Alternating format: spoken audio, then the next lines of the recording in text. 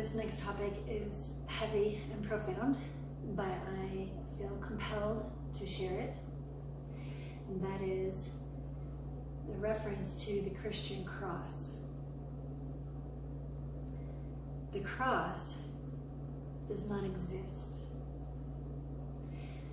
The best thing in my experience that I can even come close to relating to it would be the lower section of the Jewish Qabalah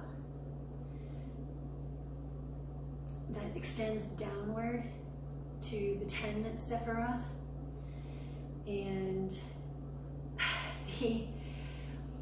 there's no physical nailing to the cross. Jesus was not nailed physically to a cross. It is spiritual, a spiritual unfolding of events by the ego.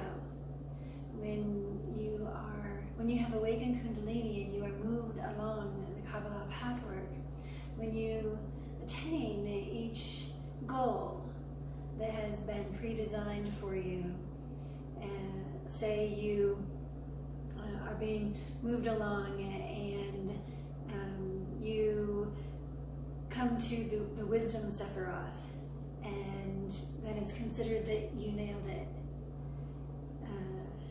You hit the mark, you attain the goal, and if you do not attain the goal, then it is considered sinning or missing the mark. So there's no sin in the Christian precepts of their belief as it has been presented. Sin, if you look it up even in the dictionary, it means to miss the mark. And if you hit the mark, bullseye, then you nailed it.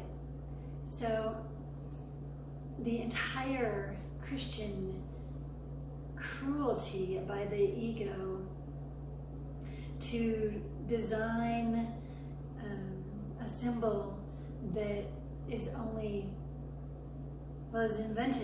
truly invented because I have hung on the cross, if you will, which is just the timing that it takes to go from foundation, from the 9 Sephiroth down to the 10 Sephiroth is considered like hang time before you get down to the kingdom glory.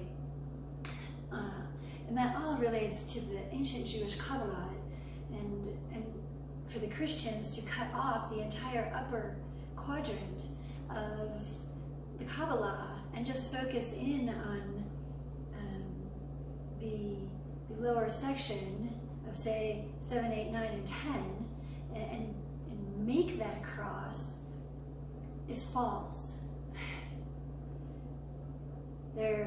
In Roman history, there is no actual documentation of anyone physically being nailed to a cross. There is no crucifixion. There's no crucifixion. There's no physical crucifixion. It's very, very important that you understand that. Those symbols need to be removed.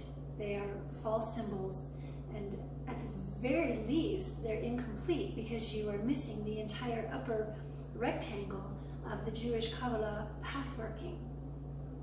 And if you're going to include the kingdom at the feet, 10 Sephiroth, then you also have to include the Shekinah glory at 1. The 1 Sephiroth, when you go pop up to heaven, when you go up to God. So,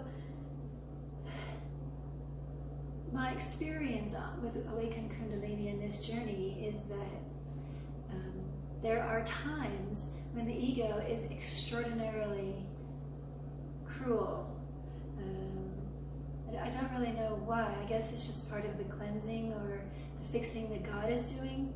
But they will be cruel and react to something that is a truth that they don't want revealed. They want to keep you suffering and down and make you think that you are a sinner when you're not. You're a beautiful spiritual being. And Awakening Kundalini is the call of God for your soul. Being born there is no first sin. There is no being born is God's design for you to experience physical creation. And then the call to return is awakening Kundalini and evolving back to your own divinity. It's actually a really beautiful thing, but along the way you have to deal with the very aspects of the ego that are not very nice, who want to keep you down, who want to hurt you, who can't let go of their control. So they invented this morbid religion of Christianity, specifically Catholicism, that focuses so heavily on wrongdoing and not on the glory of God, the absolute beauty and glory of the sacred. So I just want all of you to know the truth, that there is no cross. Jesus did not physically hang on a cross.